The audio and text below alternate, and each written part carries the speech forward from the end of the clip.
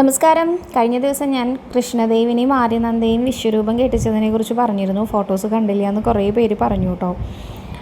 ഇപ്പം ഞാൻ ഫോട്ടോസിൻ്റെ കൂടെ ഇതിൻ്റെ ഒരു ചെറിയ വിവരണം കൂടി തരാണ്. കൃഷ്ണദേവും ആര്യനന്ദയും രണ്ടുപേരും 10 വയസ്സ് പ്രായമുള്ള കുട്ടികളാണ്.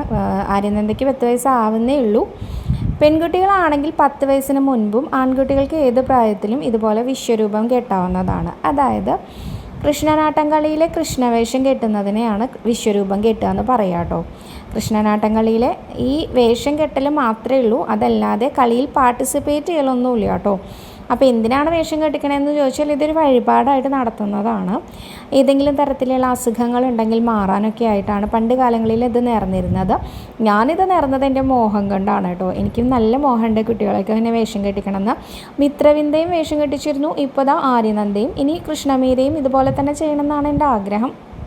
എന്തായാലും ഇവർ രണ്ടുപേരും ഒരേ ദിവസം വേഷം കെട്ടിയ കാരണം ഇവരെ കണ്ടു കഴിഞ്ഞാൽ നമുക്ക് പെട്ടെന്ന് തിരിച്ചറിയില്ല കേട്ടോ. ട്വിൻസിനെ പോലെയുണ്ട്, ഒരേ പ്രായമാണല്ലോ.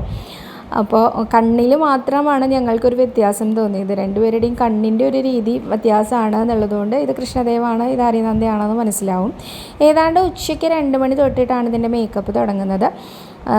വൈകിട്ടത്തെ ശിവേലിയുടെ സമയം കഴിഞ്ഞാൽ ആ വലിയ ബലിക്കല്ലിൻ്റെ മുമ്പിൽ കൊണ്ട് നിർത്തിക്കൊണ്ട് ഇവരെ ഗുരുവായൂരപ്പന് കാണിച്ചു കൊടുക്കും. അത് മാത്രമാണ് ചടങ്ങ്. 1000 രൂപയാണ് വിശ്വരൂപം കെട്ടിക്കുക എന്നുള്ള വഴിപാടിന് വേണ്ടത്. പിന്നെ ദക്ഷിണ കൊടുക്കുകയും വേണം കേട്ടോ. ഗുരുവായൂരപ്പന് ഭണ്ണാരത്തിൽ ഇടാനുള്ള പണവും അതുപോലെ തന്നെ വേഷവിധാനങ്ങൾ നടത്തുന്നവർക്കുള്ള ദക്ഷിണയും അതും കൂടിയാണ് കണക്കാക്കേണ്ടത്.